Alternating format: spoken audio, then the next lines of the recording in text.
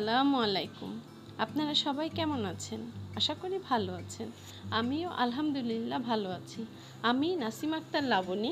আমার channel my dream থেকে আপনাদেরকে জানাচ্ছি অনেক অনেক শুভেচ্ছা এবং অভিনন্দন। বিসমিল্লাহির রহমানির রহিম বলে আমি আজকের ব্লগটি শুরু করছি।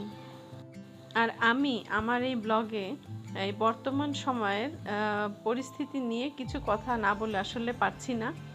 আর বিশেষ করে যে ঘটনাটা আমাদের সাথে ঘটেছে আমি সেটাই আপনাদের সাথে একটু শেয়ার করতে চাই। আর সেটা হলো, আমি যে বাসাটায় থাকি আমাদের এই বাড়িওয়ালা হলো একজন শ্রমিক লীগের নেতা। তো আমরা এই বাড়িটা হলো পাঁচতলা, এই পাঁচতলার তিনতলায় আমরা বসবাস করি। কোনো ফ্লোরে দেখা যাচ্ছে 2টা ইউনিট, কোনোটায় 3টা ইউনিট, এরকম করে বাসাটা তৈরি করা। তো হঠাৎ করে যেদিন এই সরকারের পতন হলো সেদিন ঠিক বিকালের দিকে অনেক ছেলেরা দেখলাম হুন্ডায় করে এসে কারো হাতে লাঠি, কারো হাতে রামদা, কারো হাতে শাপল, কারো হাতে দা, এরকম কারো হাতে চাপাতি, এরকম জিনিস নিয়ে তারা এসে আমাদের গেট এমনভাবে মানে কোপাচ্ছে, পিটাচ্ছে, মনে হচ্ছে গেট ভেঙে ভিতরে চলে আসবে, এরকম একটা অবস্থা। তো আমাদের আশপাশের মানুষজন বারবার বলতে লাগলো যে বাড়িওয়ালারা বাসায় নেই, আপনারা চলে যান, তারা তো নেই কেউ। এখন এত শব্দ এবং এত মানে পরিস্থিতিটা এরকম হয়ে গিয়েছিল, আমাদের গ্লাস ট্লাস, আমাদের ঠিক না, আমি হলাম তিনতলায়, মানে ব্যাক সাইডে আমি থাকি। এইদিকে ফ্রন্ট সাইডে যারা থাকে ওদের গ্লাস, নিচতলার ভাবির বাসার গ্লাস ভেঙে দিয়েছে, বাড়িওয়ালাদের গ্লাস ভেঙে দিয়েছে, মানে ইট দিয়ে এটা দিয়ে গ্লাস ভেঙে চুরচুর করে মানে কাজগুলো পড়ছে, শুনতে পাচ্ছি। আমি আমার বারান্দা দিয়ে উকি দিয়ে দেখি অনেকগুলো হুন্ডায় করে অনেক ছেলেরা এসে এরকম করছে। এত ভয় আমরা পেয়েছি, আমি তখনই বাড়িওয়ালি ভাবিকে ফোন দিলাম। দেওয়ার পরে বাড়িওয়ালি ভাবি আমার ফোন পেয়ে বলল কি, ভাবি আসলে আমরা ওখান থেকে চলে এসেছি, আমরা মানে বুঝতে পেরেছি ওরা যে কোনো সময় আমাদের অ্যাটাক করবে, জন্য আমরা সরে এসেছি। আমরা আসলে এত দ্রুত এসেছি আপনাদেরকে বলার সময় পাইনি। তো আমি ভাবিকে বললাম, ভাবি অনেক ছেলেরা তো এরকম এসে সব কিছু ভেঙে ফেলছে, এরকম অবস্থায় গ্লাস ভেঙে ফেললো, গেট ভেঙে ভিতরে চলে আসবে, এরকম একটা পরিস্থিতি। তা ভাবি আমাকে বললো যে আমরা ওখান আমাদের কিছু গোয়েন্দা আছে যারা আমাদেরকে জানিয়েছে যে এরকম এরকম অবস্থা হবে বা ওরা আসছে। তখন ভাবি সাথে সাথে আমাদের 4তলার একটা বৌদি আছে, বৌদিকে ফোন দিয়ে বলল যে আপনি তাড়াতাড়ি নেমে গেটে তালা দিন, তা না হলে যে কোনো সময় কিন্তু ওরা ভিতরে ঢুকে যাবে।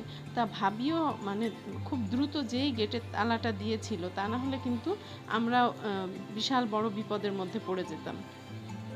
ভাবি তালা দিয়ে আসা মাত্রই অমনি শুরু হয়ে গিয়েছে গেট ভেঙে চলে আসার মতো অবস্থা। তা এরকম পরিস্থিতিতে আমাদেরকে আবার বাড়িওয়ালি ভাবি বলল, ভাবি আপনাদের উপর একটা দায়িত্ব দিচ্ছি, আপনারা একদম পাঁচতলা থেকে নিচতলা পর্যন্ত সবাইকে একটু সতর্ক করে দেন যে গেট যেন না খোলে, গেট খুললে কিন্তু সবারই বিপদ, প্রত্যেকের ঘর কিন্তু লুট হয়ে যাবে। আর এই লোকগুলো আসলে ঢুকে ভাঙচুর তো করছেই, তারপর প্রত্যেকের ঘরে ঢুকে ঢুকে সব কিছু নিয়ে যাচ্ছে যার যা আছে। তো তারপরে আমি আর তুষার, আমরা দুইজনে উপর থেকে একদম পাঁচতলা থেকে নিচতলা পর্যন্ত সবাইকে বলছি যে এরকম এভাবে এভাবে কথা বলতে বলতে নিচতলায় গেলাম। উনি আবার দেখাচ্ছে, দেখেন আমাদের জানলা পুরা গ্লাস ভেঙে ফেলেছে। এইটা দেখতে দেখতে সেই মুহূর্তে আবার তারা এসে আবার অ্যাটাক করছে, গেট ভেঙে ঢুকে যাচ্ছে। এর ভিতরে আমরা সব হুড়মুড় করে দৌড়িয়ে তাড়াতাড়ি আমাদের যার যার বাসার ভিতরে আমরা ঢুকে পড়লাম, দরজা আটকিয়ে দিয়েছি। মনে হচ্ছে কি যে গেট ভেঙে, আমাদের অবশ্য 2টা গেট, মনে হলো কি গেট ভেঙে ঢুকেই গিয়েছে, এরকম একটা পরিস্থিতি, কিন্তু ঢুকতে পারেনি। আর এরকম অবস্থায় উর্বি আমাকে বলল, আম্মু আমি কি 999-এ ফোন দিব? তা আমি বললাম, আম্মু 999-এ ফোন দিয়ে এখন আর লাভ হবে না।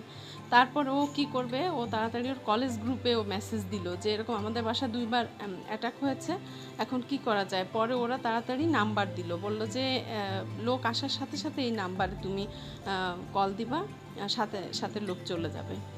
টিম চলে যাবে। তারপরে এখানে সেনাবাহিনীর দায়িত্বে কারা আছে 2 জন, তাদের নাম্বার দিল, তাদের নাম করে দিল উর্বিকে। আর এদিকে আমার অব্বয়, সে আবার আমাদের বাসায় ছিল না, ও ছিল আমার আম্মার বাসায়। আমি ওকে জানানোর পরে ও বলল যে আম্মু তাহলে আমি আসি, এসে তোমাদেরকে নিয়ে যাই। তা আমি বললাম না না, এত রাতে তোমার আসার কোনো দরকার নেই, এখানে এখন গেটই খোলা যাবে না। আর এদিকে আব্বাও বলল যে ঠিক আছে, অসুবিধা নেই, আমি লোক পাঠিয়ে দিচ্ছি, আমাদেরকে নিয়ে যাবে। তা আমি বললাম না না, এত রাত্রে গেটই খোলা যাবে না, খুললেই বিপদ। পরে অব্বয় আবার খুলনা ইউনিভার্সিটি, ওদের ফ্রেন্ডরা আছে কিছু, ওদের কাছ থেকে আবার নাম্বার নিয়ে আমাকে দিল যে এটা হলো ভার্সিটির ছেলেরা বিভিন্ন মানে টিম করে ওরা করেছে, ওদেরকে এটা ফোন দিলে ওরা চলে যাবে। তারপরে এই তো ভয়ে ভয়ে, খুব ভয়ে হাত পা কাঁপছিল, কী করব, রাতটা কিভাবে কাটবে, নাকি আগুন ধরিয়ে দেয় রাত্রেবেলা এসে, না কি করে আবার কোনো রকমভাবে ঢুকে যায়, না কি, মানে এই ভয়ের ভিতরে থাকতে থাকতে একটা সময় তারপরে সকাল হলো কোনো রকম। পরে তারপরে আব্বা লোক পাঠিয়ে দিল, মানে আমাদের এক ভাইকে পাঠিয়ে দিল একটা অটো দিয়ে, ও এসে আমাদেরকে নিয়ে আম্মার বাসায় গেল। কিন্তু ওখানে যেও দেখি একই অবস্থা, চারদিকে লুটপাট হচ্ছে, এর বাড়ি ভেঙে ফেলছে, ওর বাড়ি ভেঙে ফেলছে, একদম সেম পরিস্থিতি ওখানেও। তারপরে কি করব, মসজিদে সব জায়গায় মাইকিং হচ্ছে যে এরকম এরকম হচ্ছে, আপনারা সাবধান হন, নাম্বার দিচ্ছে যে এই নাম্বারে কল দিবেন, মানে প্রতিদিনে রাত্রে এরকম লুটপাট হচ্ছে, এরকম পরিস্থিতি ওখানে। তারপরে আমরা তো খুব মানে ভয়ে ভয়ে সাবধানে। আর এদিকে আমাদের বাসার ভাড়াটিয়া যারা, ওদেরকে সবাইকে মানে নাম্বার আম্মার কাছে দিয়ে গিয়েছে, আবার আম্মার নাম্বার তারা নিয়েছে, কোনো রকম কোনো ঝামেলা হলেই তারা যাতে মানে নামতে পারে বা লাঠি নিয়ে।